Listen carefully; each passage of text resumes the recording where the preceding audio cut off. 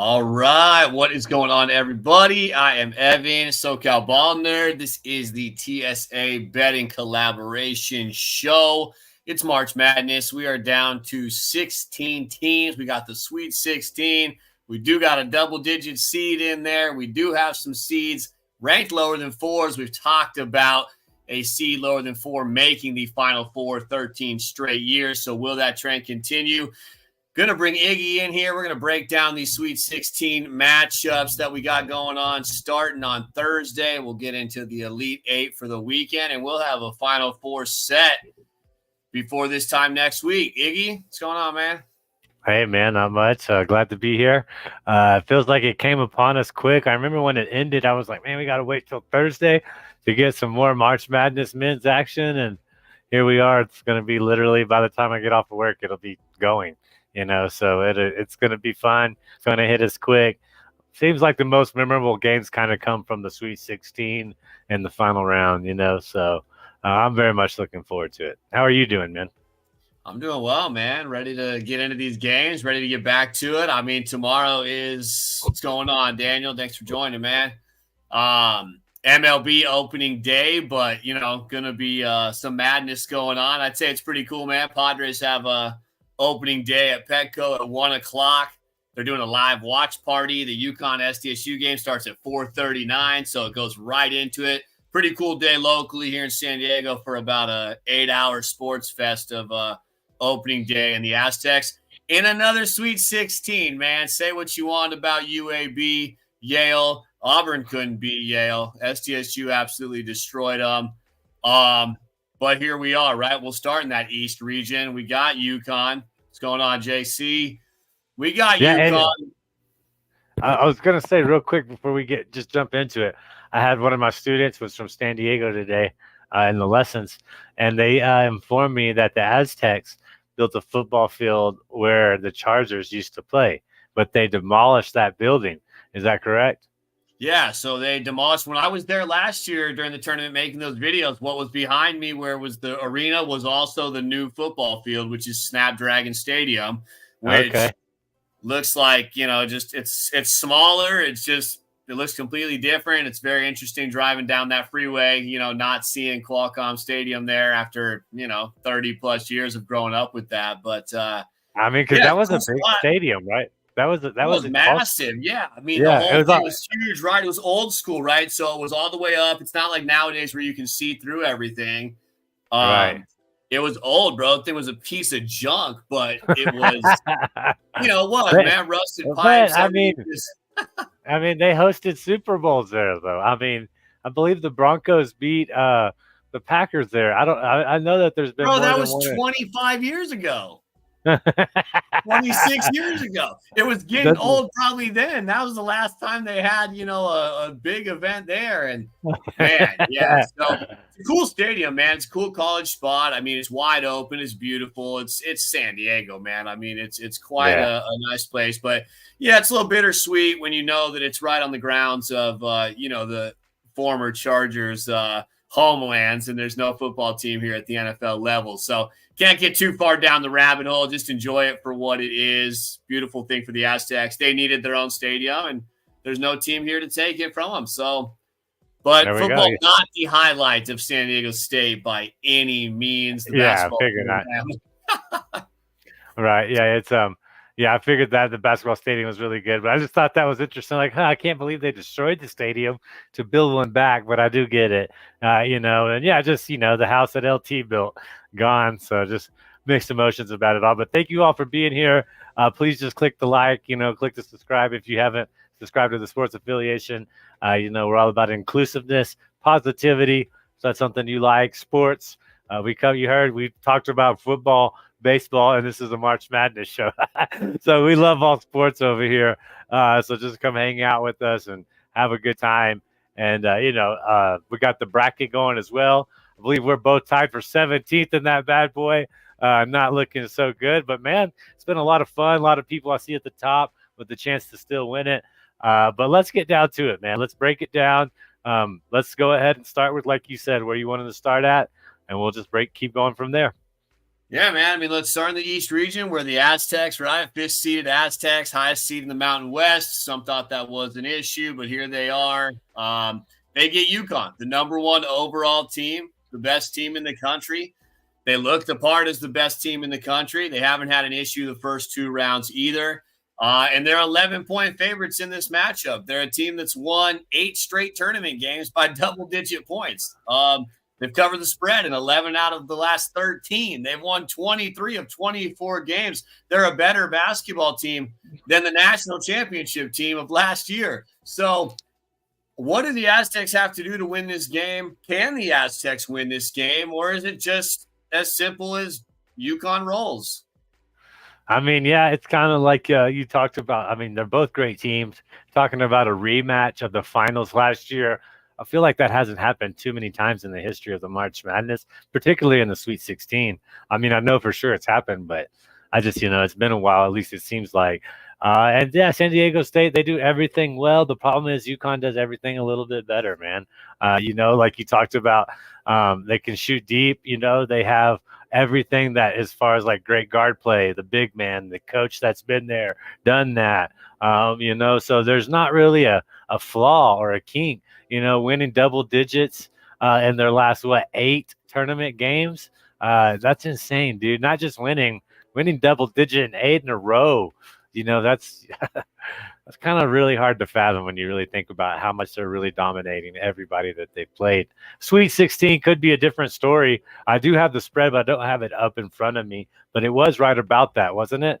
It's 11. 10.5. It's UConn, 10.5. Yeah. 10.5, I think. It's UConn 11 right now.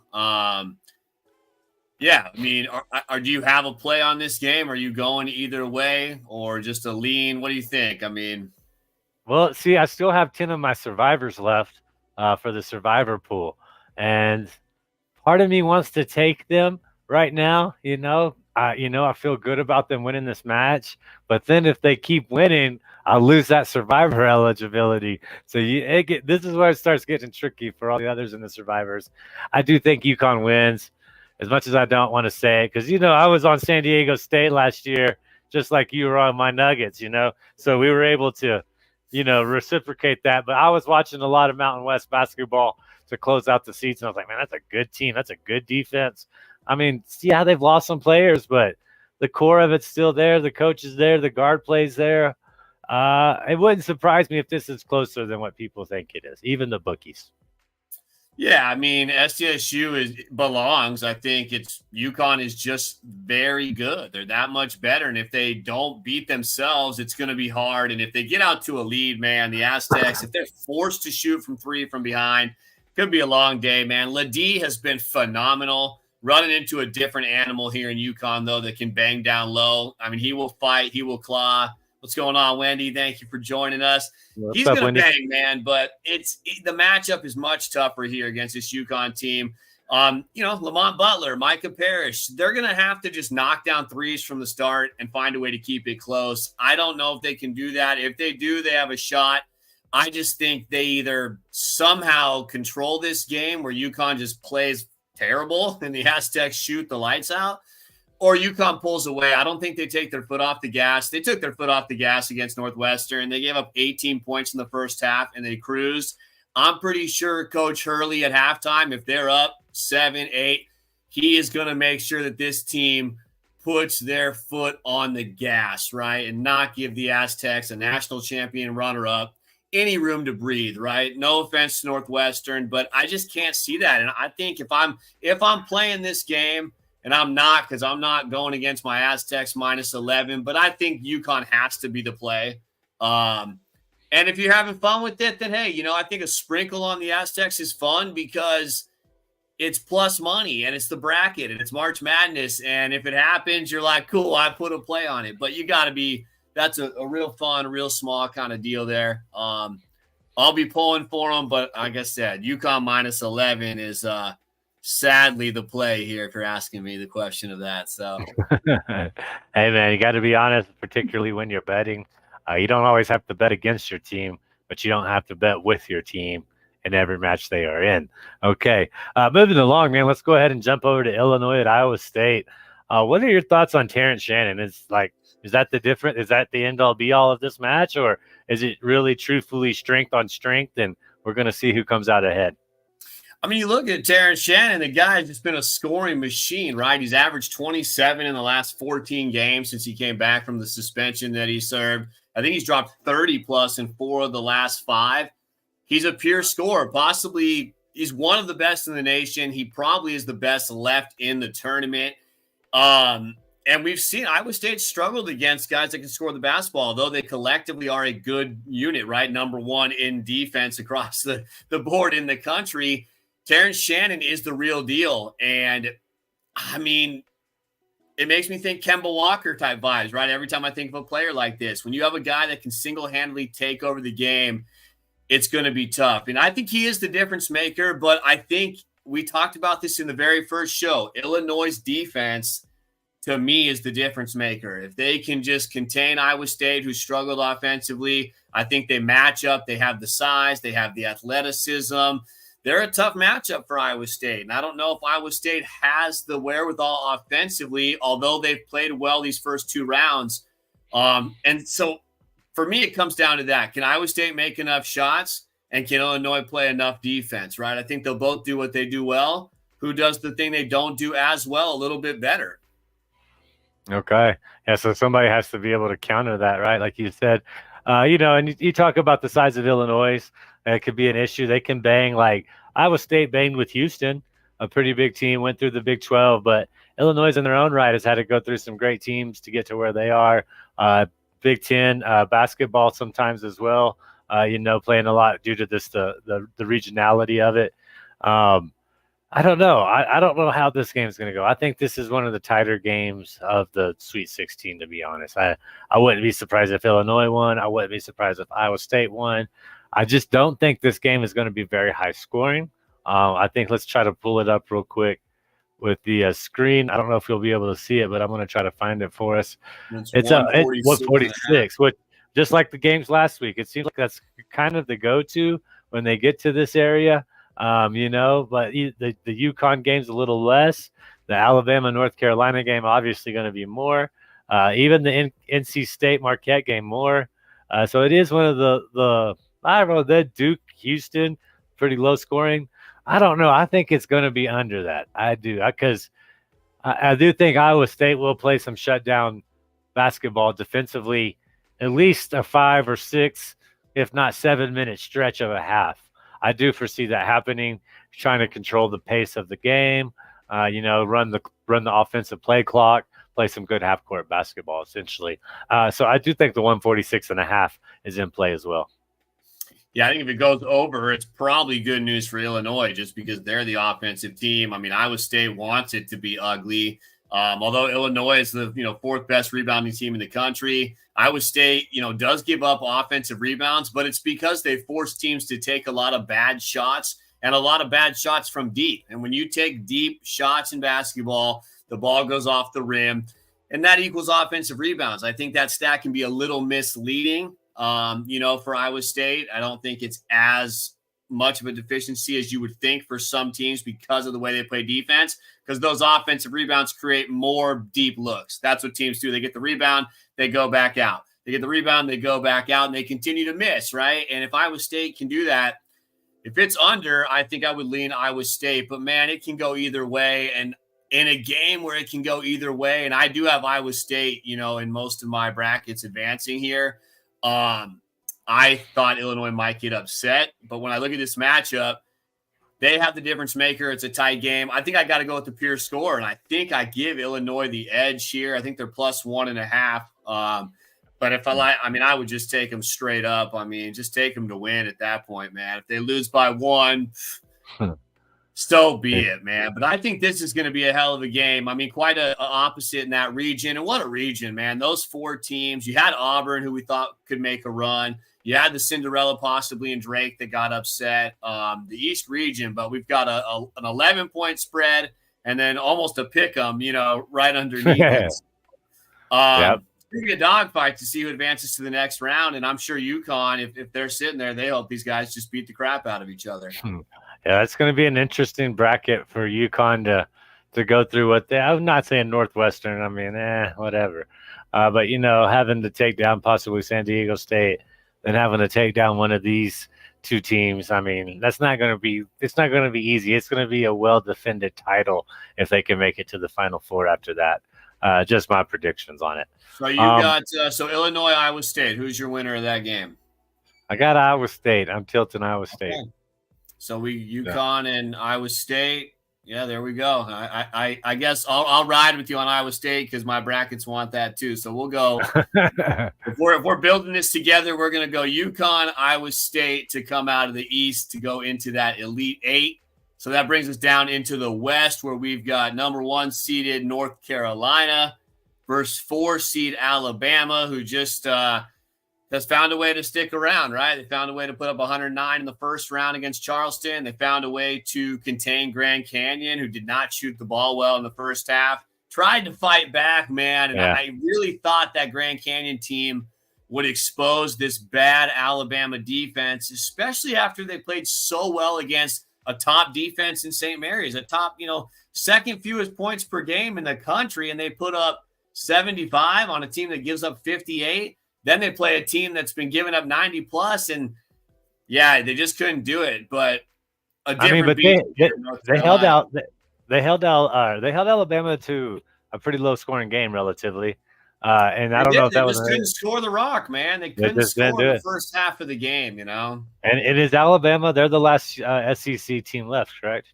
No, Tennessee's in there too. Oh, that's right, Tennessee. I keep forgetting about Tennessee. Yep. Not that I keep forgetting they're in the SEC for some reason, even though they've been there forever.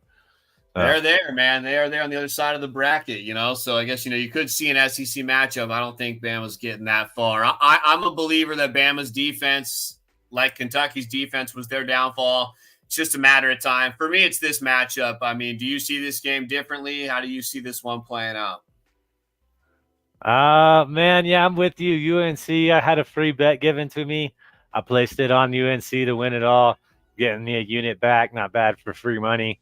So I don't see. I mean, I had UNC and Grand Canyon going in most of my brackets that I filled out to this spot, and most of them I had UNC advancing from here. It's a complete team, man, and they look like it in the bracket so far. They just at some point they turn it on, just like Purdue. It's like one of those teams that is a little bit back and forth. And then all of a sudden it becomes a 3-point lead and then a 4-point lead.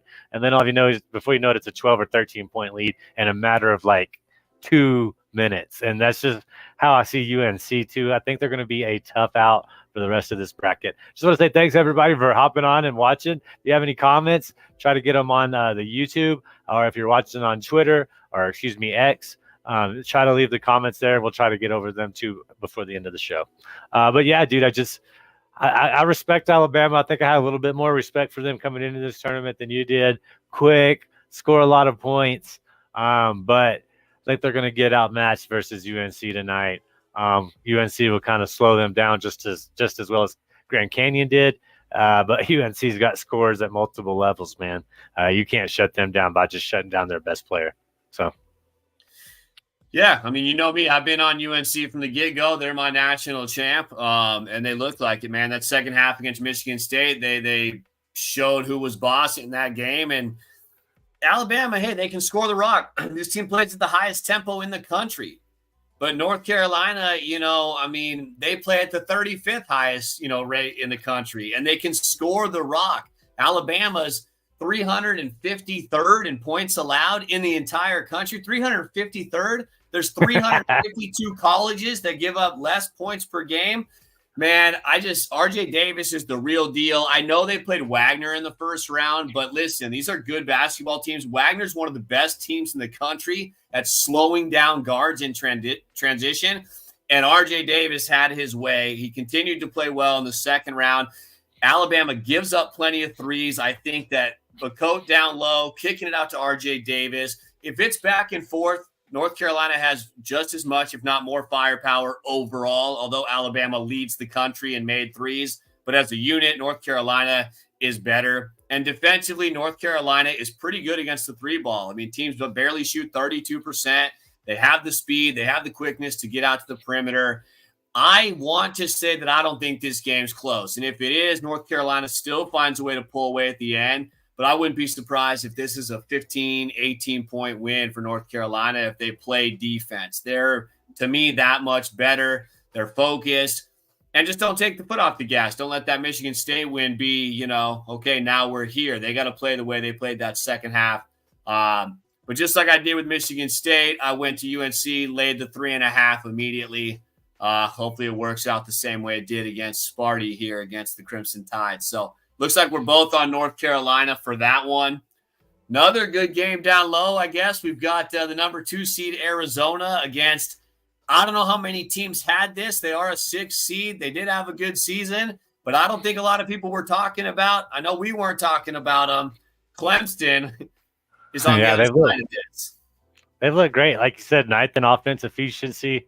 Oh, wait, no, that's Arizona. But Clemson is, I think they're definitely not necessarily a Cinderella, but a surprise. Okay. I think that's the best way to say it. A lot of confidence in themselves. Still not getting a lot of recognition across the media, from us even, but they deserve to be here, and they've faced great competition throughout the year. I've been on I watched a few Arizona games this year, a couple against Colorado and somebody else that they were playing at home. And they were just so good at home, man. And like you said, 9th in offense efficiency, top 10 defense over there. A coach that I don't care what people said, knows basketball. All right, may have to shake the stigma, which a lot of people do. Giannis didn't get his respect till he won. Jokic didn't really start getting his respect till he won. It's just kind of the nature of the beast to kind of take it into NBA. But like you said, Chase Hunter, man, great point guard, 0.6 assists in each of the first, what is that, 2 minutes or two? First 2 games, had 6 assists in both games. Yeah, so facilitates the ball well. Yeah, man. I don't know. If a player can get hot, a player can be, a team can beat another team behind that hot player. But Arizona has just been destroying teams, man. They haven't left any hope for other teams. They've just been putting them away. And I'm not sure that they've played their best basketball in this tournament yet. So I do think this is going to be a tough task. I do think, Arizona does come out of this. Let's see. I don't have the spread. Let me get that going real quick. It's 7. I think it's Arizona -7, if I'm not mistaken. Yeah, let's see. Alabama, Illinois. Looks like they got them down. Is it further up? There it is. 7.5 right now. 152 over under. Heavy favorites for Clemson on the money line. -310. A lot of juice on there. Yeah, 7.5 is a good chunk of points, man. I mean, Clemson might hang around there, but like you said, this Arizona team, man, they are complete. Like, they are full of athletes on both sides of the ball. They've got a transfer from San Diego State and Keyshawn Johnson, who is just athletic. He's big. He's a force on defense. He can switch off the ball and get a guy out deep, leaving Ballo down low to still be in a great spot defensively. They've got another 7-footer off the bench that they can bring in. They just do so much so well. They've got the size. They've got the length. They shoot the ball well. They got a guy down low. Just don't know, man. But I have to say, we were high on New Mexico. They had the makings of a team that could make a run. Clemson handled them. Baylor was a team that I wasn't too high on their defense. You know me, teams that don't play defense are an early out for me. But Baylor was a hot pick for a lot of teams, and their offense was shut down by this Clemson team. So they have looked really good in 2 games. I just think that it gets to another level here. And again, anything can happen. If these guys can get hot, if Gerard can shoot out deep, if Hall goes out there and is able to knock down tough shots, then yeah, of course they can win this game. But when we're looking at the matchup, Arizona is just deeper. They're better. I don't know if they cover the 7.5, but they win this ball game to me. It's Arizona winning, and so it's Arizona, North Carolina. All chalk there, 1-2 matchup in the Elite Eight for me. Yeah, I got to go that way too. Like you said, just deep, keep us off the bench. Got a dude that may not be the most athletic, but it's still 7-footers, man. You just don't go pick those off of trees. They're out there. So, yeah, man, I think it's Arizona, and then I got Arizona I don't know. That's going to be tough. That's going to be probably one of the tougher games of Yeah. the. That's going to be the toughest region I think to close out because it is all chalk. I mean, then those teams have just breezed just as easily as UConn has to get to. I mean, you could say a bad half. Let's chalk that up to Tom Izzo and him game planning, and then that's it. Ran out at halftime. So, Well, if it is that matchup, if it's UNC Arizona, you got Caleb Love, the third-team All-American at Arizona. He's a UNC transfer, so he's got that will be an interesting storyline in that game. He's gone to Arizona and become quite a stud. Anybody who didn't know who he was, if you watched that game against Dayton, you know who he is now. Man, he's a hell of a basketball player, and he'll have something to prove if that's what it is. So we'll see if they can both get by. But yeah, Arizona. They got that 6'6" kid Larson out of Sweden. They got a little bit of everything, man. So I like Arizona, and I don't know an who wins that game, but interesting note: high seeds, even though they didn't win their conference tournaments. Oregon winning in the Pac-12, NC State winning in the ACC. So high seeds, still good teams, still in it. And I think that's going to be a great Elite Eight who wins the region and goes to the Final Four, man. But yeah, let's go ahead and we'll move it up to we got Duke versus Houston right now. I don't know. Houston is such an anomaly to me because they should be just breezing through teams as well, which they did in the first game. I think Texas A&M gave them a little bit of more of a run for their money. That could almost be a rivalry if A&M was still in the Big 12. I mean, that's like an hour and a half apart from each other. There's no distance there. But Duke is kind of quietly, for being a blue blood, has just kind of quietly gotten to the Sweet 16. A lot of pressure on Houston. Can they deliver? I feel like there's been pressure on them for 2 years now. They got locked up by the Aggies, like you talked about, just completely out rebounded. Or wait, that's excuse me. If Duke can match up the same with the rebounding that Houston was allowing to happen, then they might have an in. But I do expect Houston to win this game. The bookies expect Houston to win this game. Looking at it real quick, it's right down here. Duke at Houston's a 4-point spread, 134. Like we talked about, low total on there, but not a super confident money line on this. It's under 200 odds if you feel Houston. So sports books basically validating, my points, Evan. But what are your thoughts on this game? Yeah, I think I talked about in the Texas A&M game before that the one key thing for Houston to be able to, control that game was not letting Texas A&M, be on the offensive boards. And they didn't do that. They didn't do that in the first matchup when they played them during the season. They didn't do it in this matchup. Still had a good lead at the end. How they blew that game and allowed it to go into overtime and won with Sheed and Cryer fouling out. I don't know how they won that basketball game. They had somebody else fell out too. Yeah, Sheed, Cryer, and someone else, right? I don't know if it was Robert. Somebody else fouled out, but somehow they won that game, which is crazy. But they had no business blowing that game. I mean, they were closer to covering the 10.5 with about 2.5 minutes left than they were losing. But nonetheless, man, this is March, and when you have a scare and you're a very good basketball team, one of the best on both sides of the ball, and you survive those scares, that's all that matters. Survive and advance, keep dancing. They did that. Duke has a nice run. They're a good young team. Their young guards are good. I don't know, though, if they can match the physicality of Houston. Houston can bang down low, although they don't control the glass that well, at least against Texas A&M. I don't know if Duke has that same firepower. Houston's not being outscored in the paint.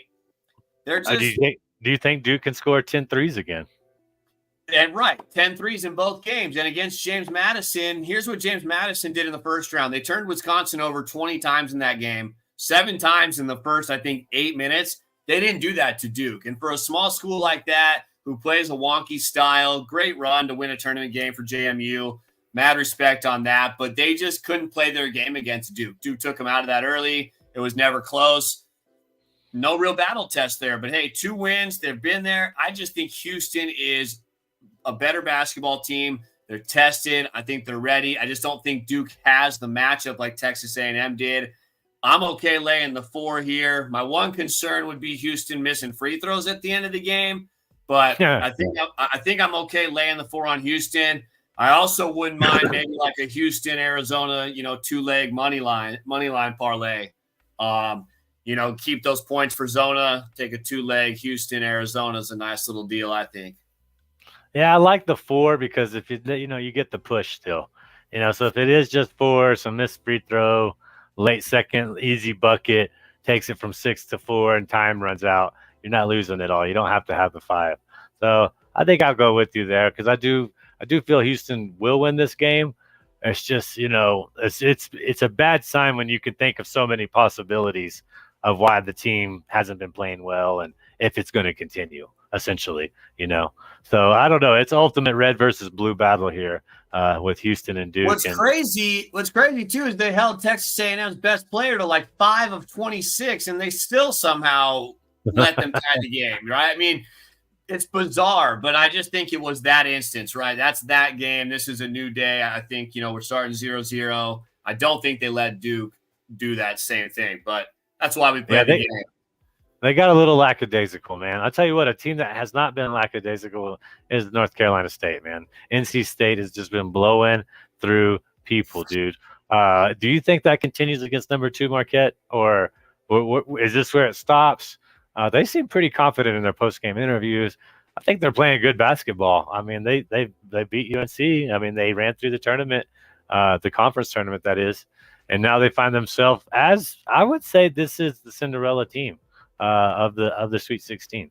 What are your thoughts just in general on NC State before we get to Marquette? Yeah, I mean, NC State has been great, right? They got DJ Horn who can shoot the ball. He can score. They got baby Zach Randolph down low and Burns. I mean, the guy is Zach Randolph. That's what he is, man. And these two guys can play. They're fun. They play at a fast tempo. They've been a fun team. I like what they've done. I think winning 5 games in 5 days, in that tournament, to find their way into the tournament, to get in and keep dancing, win 2 games, got a nice draw in the second round, took full advantage of a tough game there against Oakland. Our guy couldn't quite hit 10 threes for Oakland. I think he hit 6 again, which was still a pretty good game. Yeah. I like what NC State has done, but Marquette's not Oakland. Tyler Kolek. Oakland doesn't have a Tyler Kolek. Oakland doesn't have a guy that's dropping double-doubles and double-digit assists and can score and can rebound and can penetrate. They don't have a 2-man game like Tyler Kolek and Cam Jones. They don't have the size. Marquette's too much for me, man. I told you before the tournament started, if Tyler Kolek was back and healthy, this was one of the best teams in the country up until he got hurt. They were ranked in the top 5 all year long. And we forget, right, when teams slip out of that, why, right? Especially a lot of us, we pay attention when the bracket rolls around. We're like, oh, okay, Marquette, man, I guess they're a 2 seed, man. But, they fell out of favor because Tyler Kolek was out. He's one of the best players in the country. I just think that 2-man game is too strong. I think NC State's going to be able to score a little, but I just think that Marquette ends up being too much for this team. And I think they have enough size to hang with Burns and NC State down low. I think that kind of neutralizes. So we talked about, Terrence Shannon. I think give me Tyler Kolek as the best player to make sure Marquette keeps dancing. Yeah, so 6.5 point spread, -290 on the money line, just heavily juiced, 151. So they're expecting some points on here. The points should be there, and that's going to favor the best player, like you just said, Evan. So, yeah, dude, getting right down who do you think wins that region coming out of it? Man, so probably Marquette, Houston, and Marquette's not the greatest rebounding team either. And so they don't pose that same threat like Texas A&M, but although they are just a very good basketball team, I think if Houston's there, I think Houston makes it to the Final Four. I think they didn't get tripped up. They're just going to be playing good basketball. It'll be another good win against another good team out of a conference that is representing themselves very well in this tournament out of the ACC, right? They're making some runs here. You got Clemson, you've got Duke, you've got North Carolina. That's almost a fourth of the Sweet 16 teams from one conference. So I would think I'd have to just lean Houston in that matchup. But I will say I'd be pulling for my boy Tyler Kolek. I like what Marquette's doing, but give me Houston out of that region. Yeah, I think I'm going to lean with you. I don't. I'll see how Marquette handles this. If this is just a complete dominance of a hot team that has, like you said, a high and low player, then it could be interesting. I think Houston might be in a little more trouble than they want to be in. But they've been heavy favorites all year, Houston. They were heavy favorites last year. They didn't deliver, and sometimes that's how teams are. It's the a clutch gene, whether you want to call it that or not. That's up to you. But some players have it, some players don't. Some coaches can instill that in players, and some coaches can't. All right, so that's just kind of. Are you confident laying the 6.5 on Marquette or taking the 6.5 on NC State? Man, no, that's a spread that scares me because it's a true Cinderella team, and if NC State even keeps it close, I mean, that could happen, and then they could, get foul away at the end and get excellent guard shooting free throws and go up to 6 or 7 right there in that way. So it's a spread I'll be staying away from, and the line's heavily juiced, but I will be taking Marquette in a few of my survivor pools. So. Nice. So there we go. So we got Marquette, Houston advancing there. That's going to be a 1-2 all chalk across the board as well. Although the bracket looked a little different to get to that spot, could end up being a 1-2 matchup there. That would give us a 1-2. That'd give us 1-2 everywhere with what we got. We have UConn, Iowa State, North Carolina, Arizona, Houston, and Marquette. So 1-2s across the board. That brings us to Purdue and Gonzaga in the last and final region here. Another number 1 seed, and then we got a 5 seed. Remember, a 4 seed or worse has made the Final Four in 13 straight years. We don't have one making the Elite 8 yet. This is the only team because Creighton and Tennessee are a 1 and a 3. So the Zags would be the only team that we could take, at least in what we got going on tonight with this conversation. Can the Zags take down the Boilermakers, who I know you still don't believe in? Yeah, Gonzaga looked good in their last game, man. They had that thing wrapped up pretty early in the second half. And same could be said for Purdue. They started slow, and then, like I said, it was 3-4, and then all of a sudden it was 12, and that was it. And did Iggy even have to play a lot of the second half of that game? I'm not sure. I don't think he did. And we won by 40, right? I mean, 106 to 67 or something. I mean, my goodness. Complete blowout, dude. Yeah, I think Iggy was able to sit, so he should be well rested. Can he carry them? I mean, he's everything to them right now, and I think Gonzaga could match up well, like you said, Edie versus Ike. The coaching, I think it tilts to Gonzaga. Like you said, we've been here, we expect to be here. What is it? They've gone to how many Sweet 16s in a row now? Do you know off the top of your head? 9, I think it is. That's what I wanted to say too. So I'm pretty sure that's it. That's just that takes great coaching because the players have rotated from year 1 to year 9. That's just the facts of it, dude. And it's crazy to me that the spread right here is 5.5. I don't know if y'all can see it. That's a spread I'd be willing to jump on. And but yeah, they're not as confident on the money line for a 5.5 point spread. It's at plus 195. For NC State at a 6.5 point spread, it's at plus 235. So something a little off right there, I think, with the math and the conversion there. So I feel like they feel like either Purdue will blow them out, or if Gonzaga will cover if it's a close game with a chance to win. And yeah, if this is going to be it, Gonzaga would have to go through what? Purdue and probably Tennessee, let's say, after how we saw Creighton play. We'll get to that here in a second. But it's really hard for me to do that because Edie does seem determined. Maybe I just got too much of Virginia in my mind whenever they lost in the first round and came back and won it all. But yeah, I like the spread. I'll tell you that right now, 5.5. I think there's a great chance that happens. Yeah, I mean, listen, looking at this game, Purdue, the difference this year in Purdue is the guard play. They've been one of the best 3-point shooting teams in the country. Edie's going to be Edie, right? He's going to get you 20 plus. He's probably going to get you 14 rebounds. Like, he's going to do his thing. They're going to play through him with his back to the basket or drive and kick, and they're going to try to knock down threes, and they're probably going to be pretty successful overall. Can Gonzaga match that? This is a team that in all 7 of their losses, they have shot under 30% from three-point land. It really is. We talk in a lot of these games, right? Who shoots the three ball? I mean, that's kind of like, of course it is. But really in this game, like, it's pretty cut and dry to me. Like, Gonzaga needs to make three-pointers. They're going to have to shoot them, and they're going to have to knock them down. And if Purdue plays their game, I think that they've been one of the best teams all year long. I get a little doubt, too, because if they do shut Iggy down a little bit, but I don't know if he can be shut down. And this team is a 40% plus team from three-point range. But Gonzaga's been playing great basketball. I think Gonzaga got Kansas at a really good time. Not taking away from Gonzaga. I was high on them in that matchup. I wasn't high on them in the first round, but I was high on them against Kansas. And I think a lot of that had to do with when they got them, who it was with. And they took full advantage, man. They came out in that second half, and they were phenomenal. They played like North Carolina we talked about. Gonzaga was amazing to start that second half, and they never looked back.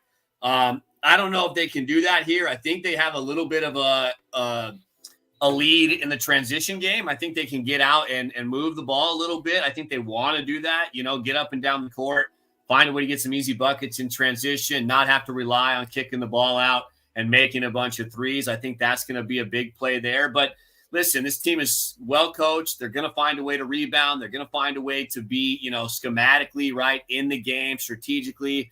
I think this will be a very good game for a while. I do expect it to be close. Man, I really want to take Gonzaga. I really want to take a team to get there too. So I feel like, they would be the one, but it's tough, man. I lean Purdue, but man, if there's a team that could take them out, why not a hot Gonzaga team? Like you said, 9 straight Sweet 16s. I think the Aztecs are the 3rd longest streak, and they're at 3. So that puts it in perspective, what it means to go to 9 straight when the team behind you in 3rd is at 3. You're at 6 more than that. So how much does that play into this contest? I don't know. I think I lean Purdue, but yeah, why not keep, Gonzaga's been in some thrillers the last few years too, right? They hit that shot last year against UCLA. I think plus 5.5 is probably not a bad look. We haven't really talked about taking a underdog with the points. I think this might be a good spot to do it. Let me ask you, do you think Gonzaga can play smart enough to get Iggy in foul trouble? If he gets 3 in the first half, what does that do to this game? I mean, if Iggy gets in foul trouble and he has to sit out, then I think this changes the entire game because you can no longer play through Iggy and they don't have anybody else. I mean, that's like playing through Jokic, right? Not like they're the same guy, but it's like you don't have a substitute that you can run the same offense and same style that you've been running all year long. All of a sudden, you're a different team. At that point, the guards would just have to take over and shoot the ball, right? They would have to just continue to shoot the ball well. You'd probably just be running a lot of motion, a lot of stagger, and I would expect a lot of threes to go up because they got nobody else that's going to go down there and bang with Graham. I mean, Gonzaga's got, Ike down there who can bang, and so if Edie misses time, that changes the tide of this whole game. But I don't know if they'll be able to do that, man. I think Edie is he's on a mission too, man. He is the, favorite to win player of the year. He is possibly the best player in college basketball. And I think he wants to show that too. He came back for a reason, right? He came back for a reason to go with Purdue to try to avenge that horrible loss, to go win a national championship. And he's got something to prove, man. Okay, I love it. Yeah, that's the narrative is really easy to buy into. Like I said, I got with Virginia in my mind, coming back and making your stamp, especially for a guy that's probably not going to have that great of a pro career, or at least not in the NBA. Maybe in another league he will. But why not come back and become one of the best college players of all time? That's a pretty nice it's a pretty nice second second prize if you're not going to make it to the league and be successful. Yeah, there's no more Greg Oster tags in the NBA, man. I mean, that's true, dude. All right, so wrapping it up, we got Creighton at Tennessee. Like you said, SEC Player of the Year. Will be tough for the Creighton here. Creighton forces mid-range game, and he excels at that. But do you think that it'll be – I mean, he had an awful game. Like, he's not the reason they got to this game, truth be told. And that could be a good thing or that could be a bad thing. It could be a good thing because, look at, hey, we got you. We carried it. Don't worry about it. This is a team sport, and we can do that again if we need to. Or it could be he's going to have nothing but good games going forward, and it could just be an assassin. That's going to be tough. I don't know. I don't know. Creighton's played such good competition this year.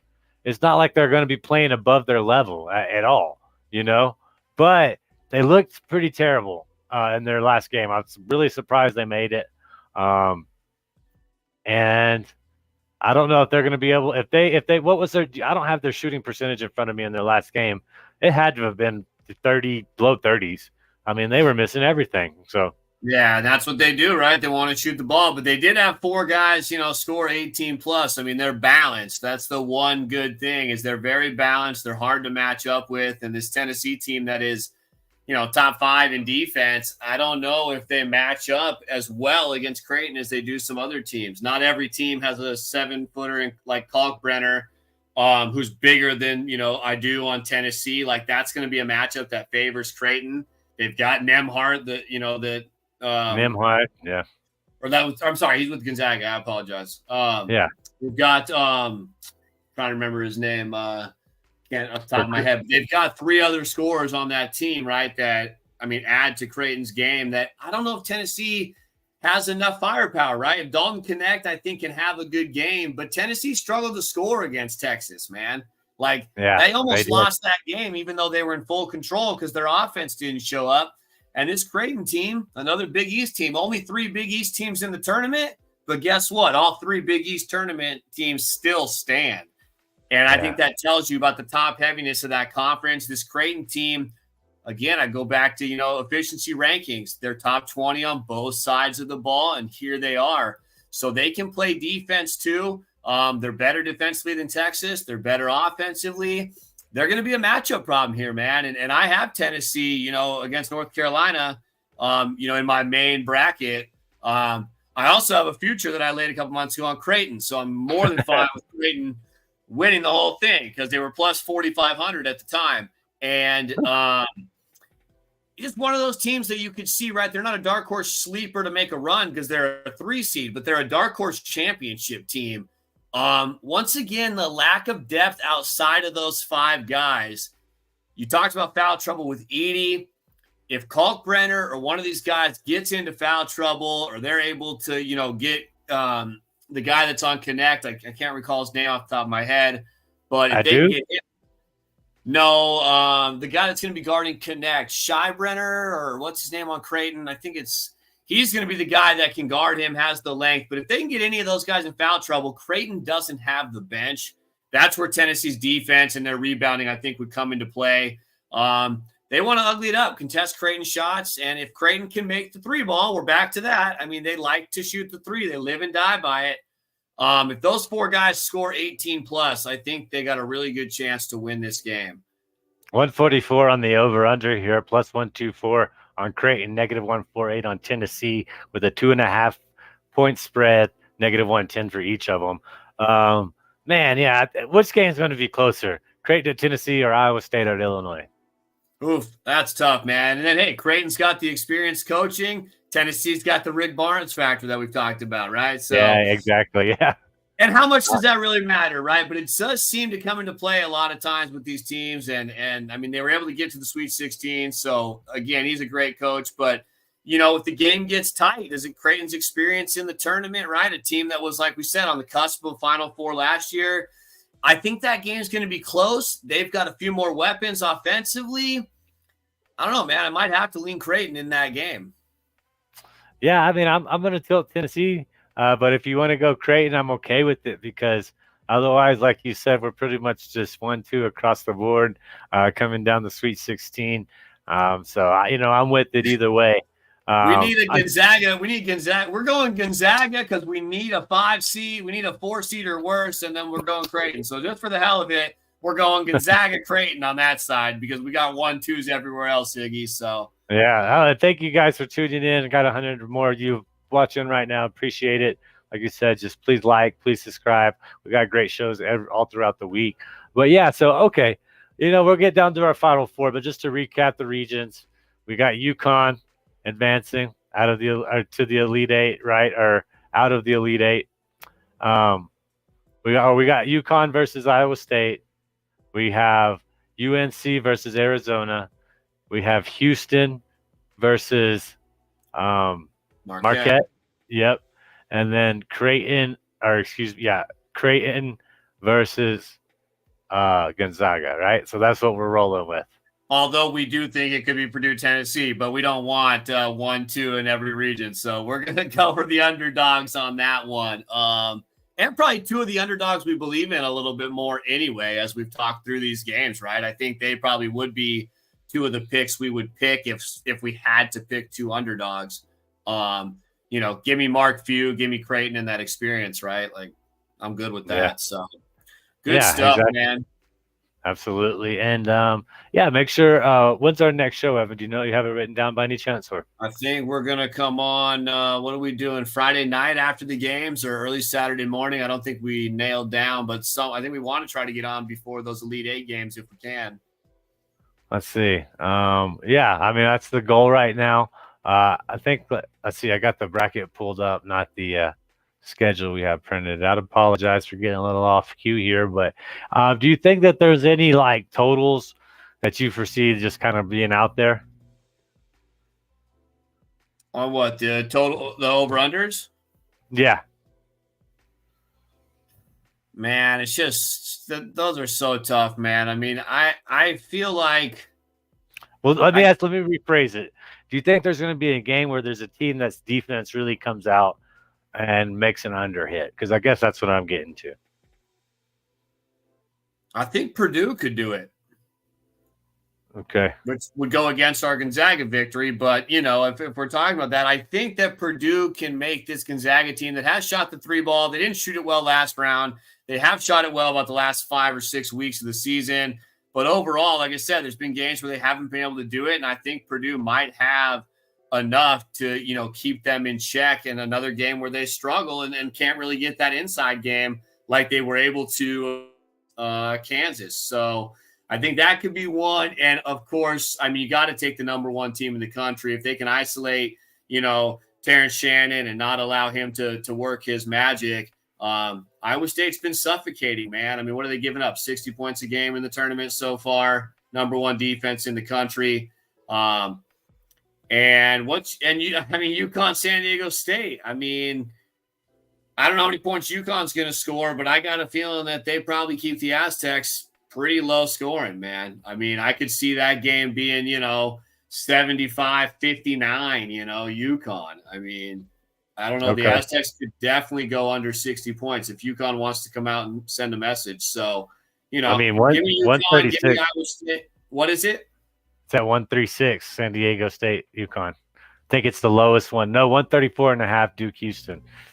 Yeah, that's just going to be tough. I think that's a hard game to gauge. Yeah, those are tough, man. Those are tough numbers just because like I said, Duke hit 10 threes in both their games. Can they come out and do that? And Houston just has to score as well. Does Iowa State find a way to attack Illinois' defense? And that game's a little higher scoring than we think. I mean, we would venture to think that game's going to be low scoring. Can the Aztecs score enough to go over that? Will UConn keep the Aztecs under 59 but still score 80 points? I mean, that's possible too. That's how good they can be. So these are tough games, man, to hit those over-unders. I don't know if I'll be touching any of those. Yeah, I understand.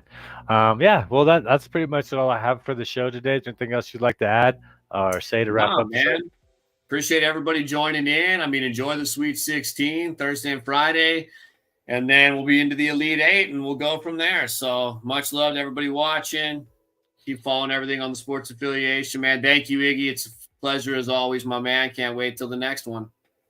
Yeah, we'll be back. We'll be back sometime before the Elite 8 games take place. We'll know the date. We'll make sure to advertise it. All the wonderful people watching, thank y'all so much. Remember, we got the Thursday Checkdown tomorrow with Scott Fish himself, man, creator of the largest fantasy football league, probably what will be all time. I don't know, it'll be tough for there to be one bigger than that. And we're going to pick his brain, talk about his history with Greg. That'll be fun. Of course, we have the Game Changers, which I believe is moving to Wednesday in April, but you want to stay locked in with that. But we will be bringing you NBA action as soon as the playoffs get here as well. Evan and I, JR, Rico, coach. We got such a great NBA staff over there. It's ridiculous, really. And we'll be glad to be bringing you all with the college March Madness as it creeps into April and we get ready to crown a new national championship. So come with us, come make some bets with us, just come talk some ball with us. We always appreciate it. And until next time, Evan, have a great night, and I'll see you guys soon.